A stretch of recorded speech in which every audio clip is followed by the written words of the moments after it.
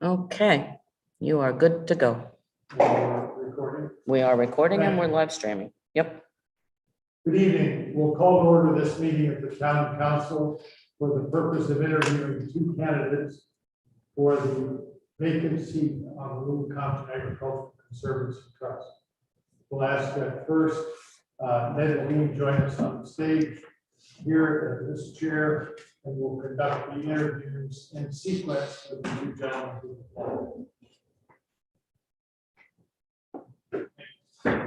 You.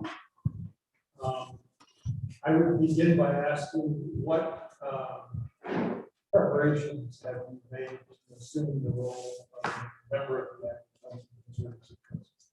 I have been attending almost every Ag Trust meeting in the last several years or more. In addition, I work on a volunteer basis to help trust reach out to the general public, our neighbors, and our community so that they understand more about what the Ag Trust does. To that work, I've had to talk to the trust members a lot and figure out what is appropriate in that communication. So you may have seen, these mailings that have come to your house, I hope, where we're trying to communicate what the trust does, why we do it, and engage people. So through attending meetings, doing actual transactions with the trust, and this work, which includes signage and consideration of an event, which I've got a lot of exposure to and learn.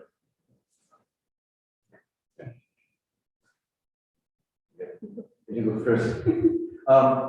Yeah, I guess I'll ask Gary's questions because Gary's not here. It's the ability to attend the meetings. I think you've already answered the question. The ability to attend meetings. Do you take off for the winter? Do you hang around? And obviously, a vacation, everybody deserves a vacation. Yeah, I'm a full-time. Some of us do. What I guess a general question. What's driving you to want to do this? So I've been in town for since '87, and I am emotionally involved with my property and my town, and so I've become very interested in land conservation, particularly on our neighbors, farmers.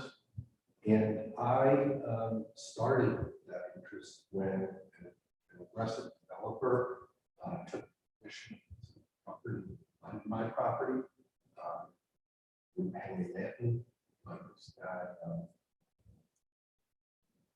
an interest in Henry Manton's property, and I had to learn a lot about land conservation to get that solution for that to be solved. And through that, I just realized that this is a way that I can serve my community, doing something I'm very interested in and that I've practiced. So that's why Bill and I discussed this, and he understood for a while I maybe I could be a better service, not on the board, but as a trustee. But recently, through the intensity of the work, my life has changed. Okay. So I'm just going to quickly read, I'm sure you already know, the enabling legislation for the Ag Trust. But I will do it. But I brought it in case you did. Yeah. I'm just going to quickly read this for you watching, that's for us as well. Section 1 of the enabling legislation. There is hereby established a Little Compton Agricultural Conservancy Trust for the primary purpose of acquiring development rights to agricultural property within town. The trust shall have as a secondary purpose the acquisition of agricultural property and or other property or interest therein to preserve open spaces, fresh and saltwater marshes, estuaries, and adjoining uplands, groundwater recharging areas, land providing access to the ocean, land for bicycle paths, and land for future public recreational facilities and use. Correct. So my point in reading that is, there's a primary purpose of acquiring development rights, and then it lists all these secondary purposes.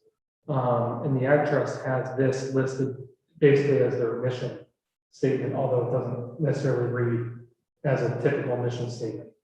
Do you think that the Ag Trust has done a good job overall achieving their mission? And what do you think you can bring to the Ag Trust, either to further what they've done or to better help them meet that goal? So, in my work in land conservation, I was invited to be on the Rhode Island Land Trust Council, which is the organization that knits together all the land trusts in the state, and I've been the director there for my fourth year. So I have a view of land trusts around the state.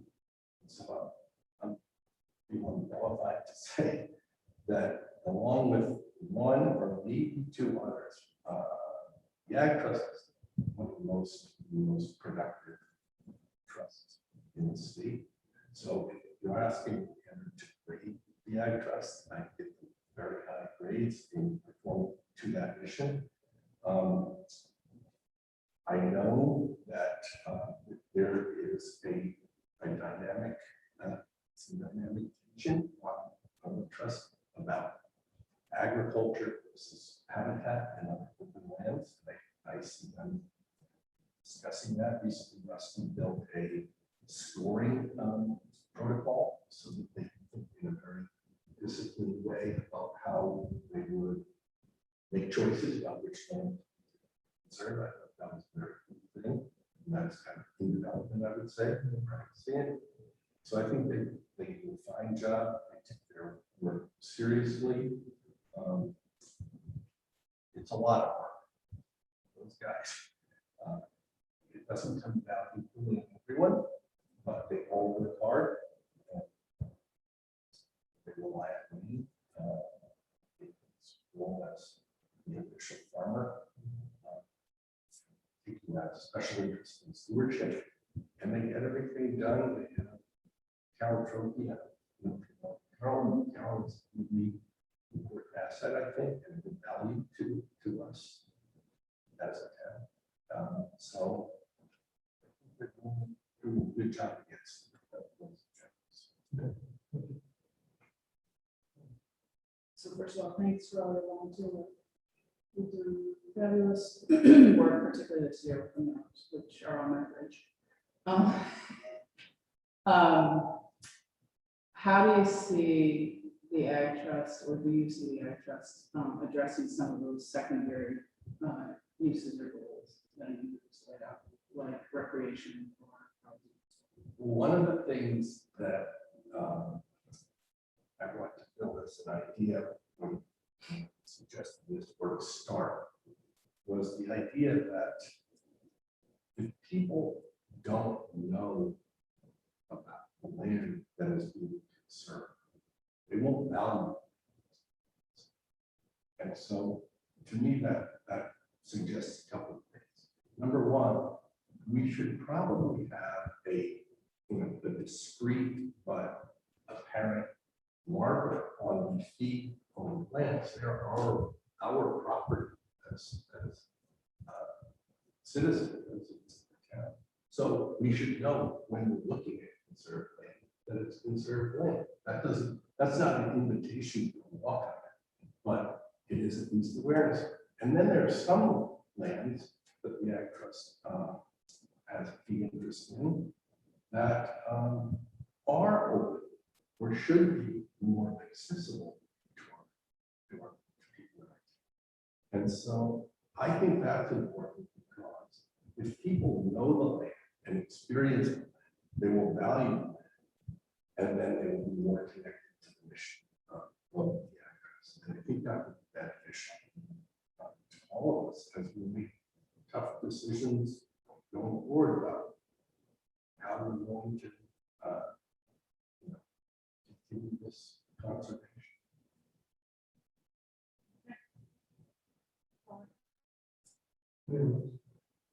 Thank you. Thanks, Andy. You're welcome. Thanks for talking. You're welcome.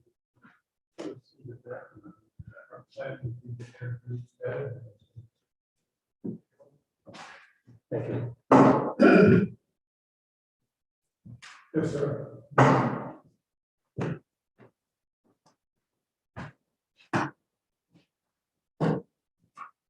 Ted Bowen will join us and will pass through those same questions. Thank you very much for having me. I'm somewhat hard of hearing, so I didn't hear the questions. The You are your father's son. objective has been achieved. All right, well, the first question is, what have you done to prepare yourself to be seated on the Agricultural Conservancy Trust? Either recently or. I will say, recently little, but I will say that going back, I'm a lifelong resident of town. I am a person who lives and works in town, and my livelihood as a farmer. It's not really in the traditional way, but I do file a Schedule F, and that's what butters my bread. So, the USDA recognizes me as a farmer. But I will say that going back, into the first iteration of the comprehensive community plan, I was part of that in the early 90s, I had a couple of terms on conservation commission. It's not as though these are new to me, and I certainly, being in town every day, I have noticed the changes that have taken place over the last 53 years. And it's something that I think an awful lot of, and it's something that I have at different points interacted. The most recent interaction that I had with the Ag Trust was reaching out to Bill. Actually, there were two. One was trying to come up with a way to put a walking path through the lot that is up at the top of Lawrence Point Road, laying that out with John Wynn and Bill Richmond, and how, because people were walking the loop, how to make a shortcut through this effectively. The second interaction that I had was that the Ag Trust doesn't have any, or they haven't had any application procedure for land that people wanted to farm. And so went to a meeting, reached out to Bill, and said, something more than just posting in some times. So those are the most recent interactions. I do serve on county boards, and there's, as you know, there's every night there's a meeting, so it can be difficult to get to all of them, but I do consider these things. I'll go back to the Gary questions, and obviously you answered those as well, as far as commitment to be able to go to the meetings and be here. We know you live I in have town. plants, it's like having cows And- that benefit milk. Yes, I don't leave. And what drives you? What drives you? What is the core that drives you for? I'm a part of this community. I have an obligation to participate and to help, and I don't say, I've always felt that way. I became aware of this opening only at the last minute, and I'm sorry to saddle you all with a meeting that you wouldn't have otherwise needed to have, but I thought there were 3 names initially rather than just 2. But yeah, I think that I really have an earnest obligation to participate in some way. I live here, benefit from the town part, and who would I, who am I to sit back and not participate? Well, your comment about forcing us into a meeting, please don't ever think that, because civic participation in all these organizations we strive for. So to get more people to apply for positions, sometimes it, like tonight, it appears it's going to be a difficult choice. Sometimes it puts us in a spot, but to leave your thing about the last minute, that's not a concern to us. The fact that you apply is our concern, and that goes a long way. I looked at the agenda and I do see a vote scheduled, so I think. Yeah, there isn't actually. It's not listed to vote So, yeah, tonight. lots of time for deliberation. Yeah. It's not so difficult tonight. But I'm all set. Gary will be happy to hear that. Yeah, well, and oftentimes we don't have any applicants, so. the fact Yeah. that- Like the whole. So I'm just gonna paraphrase part of the enabling legislation that allows the access. I'm sure you know it. Your enunciation. I did- Okay. So just to be consistent, I'm just gonna paraphrase this first section, the two purposes of the ag trust, as defined by this 1985 legislation. The first purpose, so there is hereby established a Little Compton Agricultural Conservancy Trust for the primary purpose of acquiring development rights to agricultural property within the town. The trust shall have a secondary purpose.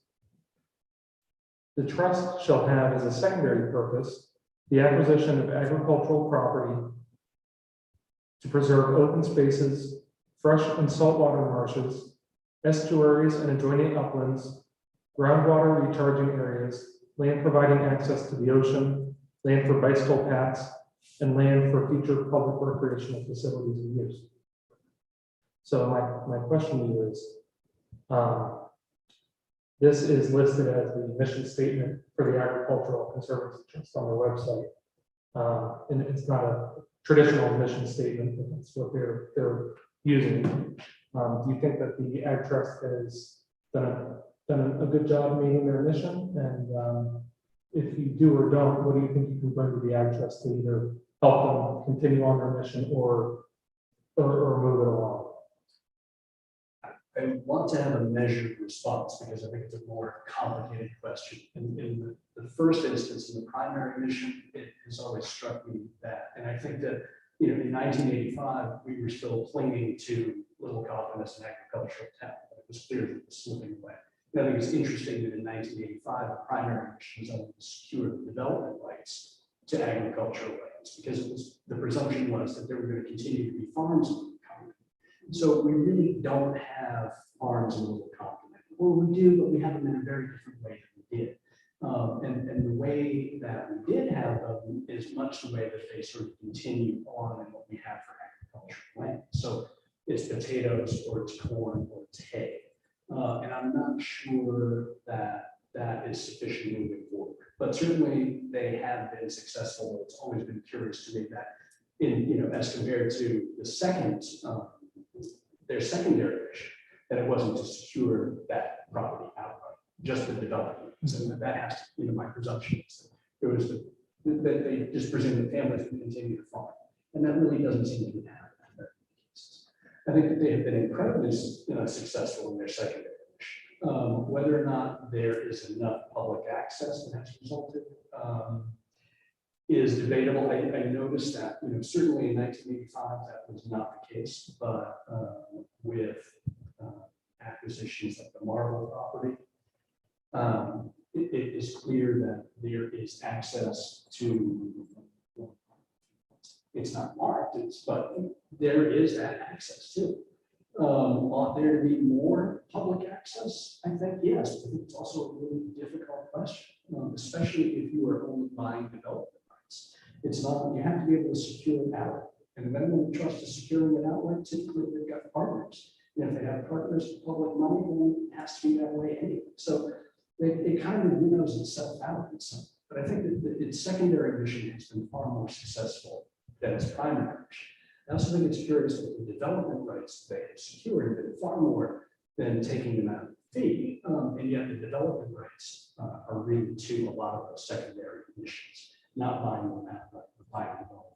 So if you're buying development rights to properties that are undevelopable, I don't know if it's necessarily the best use of trust money. And certainly those sorts of things happen, albeit that it falls within their mission, you know, preserving watersheds, without question. There is at some future point, everything is going to be developable, but is it necessarily the case immediately? And, you know, I think it is, I want to have a nuanced approach because I think it's a very complicated situation that the trust is in, that the town is in. We're no longer a farming town. We want to appear as though we're a farming town. And if we want to appear as though we're a farming town, then I think there has to be some utility principle. You know, if we're just providing view sheds for the majority of people, then we need to be providing view sheds that the majority of people can enjoy. Not that those who are giving away their view shed to Grace Marsh can enjoy it all, that sort of thing. I think it's a very difficult position that the trust is in these days. May I follow up that answer? So are you alluding, like, are you trying to say that you want to go back to, or like try to get us back to being a farming town, or what? I would love it if more people were working in agriculture in Compton. But the agriculture that I see in Compton, again, with the exception, and I hate to say it, but a lot of the hay fields and the cornfields are people who are farming on the side. That's might be the status of farms in general throughout these United States. Everybody's doing it on the side. But people that I see who are making their primary living from farming are not doing it on corn or hay or potatoes, one exception. So I don't know, the Ag Trust may need to reconsider what the definition of farmland is. Is it only that we're going to grow Roundup Ready corn? I don't know. I wish it were clear, but I think about these things and I try and have some perspective on them and a kind of realism that it's not like what it seems. It's no longer the primary mission. It has not existed for a long time. Thank you very much. So mostly you answered the question that I asked in that by addressing the secondary goals of the trust. So I guess I'll try to ask something different. But along the same lines. So the Ag Trust has amassed a lot of land and development rights. What do you see as ways in which you could influence the agenda of the Ag Trust to make better use of those lands? Again, I think 2/3 of the land that they have, they've only bought the development rights. And so I think that it's unrealistic to suspect that you're going to be able to get the general public in those cases. So the 600 acres that they own outright, I think is, my understanding from conversations with people on the Ag Trust is they want it to be accessible. Whether or not the majority of people in the Compton know that they want to be accessible is another question. Perhaps they could do a better job with it. I think that the secondary purpose, however much removed it may have been from 1985, well, it's still in keeping with 1985, but however removed it may be from the primary mission of 1985, is still an incredibly important. And trying to connect dots of land that are on the map make an awful lot of sense. We don't need a lot of 2-acre parcels that backyards there. What we need are larger tracts. And so how those strategic approaches to putting them together. And certainly things like wetlands are incredibly important. Don't tell my kids about, they'll argue about what salamander spawn they're looking, like what. So even vernal pool, it is a very, I think that those things are incredibly important for the town moving forward. They don't necessarily have the same sort of view shed opportunities, but there has to be some sort of balance between us. And that in its own way is preserving, or helping to work toward the greatest good for the greatest many. It's just maybe not in quite so visible way. Thank you. Wow.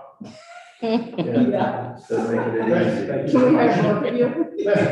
Thank you both. Perhaps our action would be to increase the seats on the Ag Trust by 1. So I'm grateful that we're not making a decision. Yeah, not this tonight. evening. I need to ponder it myself. And it would be nice if we could have 5 votes instead of the 4 votes. So my sincere appreciation to you both. You have both presented yourselves as very, very attractive and viable candidates, and the choices, that's why they elect us to make the choices. We'll look forward to that opportunity next Thursday evening. Thanks a lot. Thank you very much. Thank you. Thanks for the opportunity. Good evening. That said, there being no other business before us, we'll adjourn this meeting and look forward to the opportunity to make the appointment on Thursday, the 24th.